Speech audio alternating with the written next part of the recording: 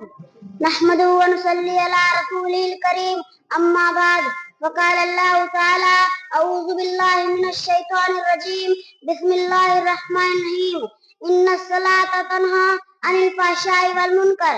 صدر انجمن، حکم، صاحبان، مشفق، اساتذہ کرام، مہمان گرامی، عزیز دوستوں اور ساتھیوں، آج کی اس سالانہ انجمن کے حسین موقع پر جس موضوع کو لے کر آپ کے سامنے حاضر ہوا ہوں وہ ہے نماز کی اہمیت. ابھی آپ کے سامنے جو آیت کریمہ پڑھی گئی اس کا ترجمہ یہ ہے ان الصلاۃ تنہی عن الفحشاء والمنکر. بے شک نماز بے حیائیوں اور برائیوں سے روکتی ہے. اللہ تعالیٰ قرآن مجید میں فرماتا ہے اقیموا الصلاۃ، نماز قائم کرو. یہاں پر اللہ تعالیٰ نے نماز پڑھنے کو نہیں بلکہ نماز قائم کرنے کا حکم دیا ہے. نبی اکرم صلی اللہ علیہ وسلم فرماتے ہیں جو اذان کی آواز سن کر نماز کے لیے نہ جائے جی چاہتا ہے کہ اس کے گھر میں آگ لگا دوں. اس سے معلوم ہوا کہ نماز کی کتنی اہمیت ہے.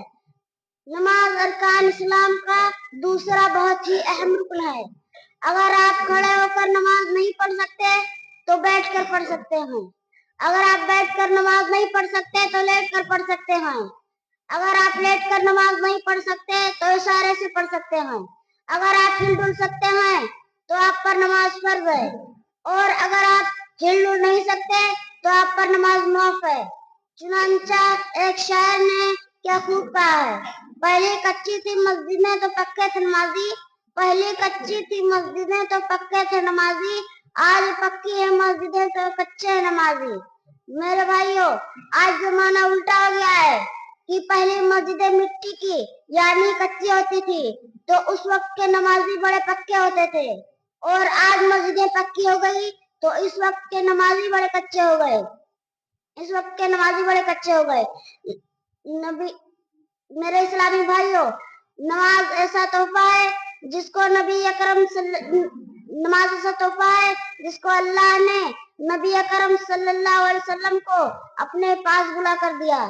جب نماز فرض ہو گئی نبی اکرم صلی اللہ علیہ وسلم صحابہ کے پاس گئے اور ان سے کہا میں آپ کے لیے اللہ سے مانگنے کا ایک ذریعہ لایا ہوں. صحابہ نے کہا وہ کیا ہے؟ نبی اکرم صلی اللہ علیہ وسلم نے فرمایا وہ چیز نماز ہے. اس سے صحابہ بڑے خوش ہوئے. لہذا ہم لوگوں کو چاہیے کہ جو کچھ مانگے نماز میں اللہ تعالیٰ سے مانگے. اب آخر میں اللہ تعالیٰ سے دعا ہے کہ ہم سب کو نماز پڑھنے اور نماز کے ادائیگی کی توفیق دے. آمین. وآخر الدعوانا ان الحمد للہ رب العالمین. السلام علیکم.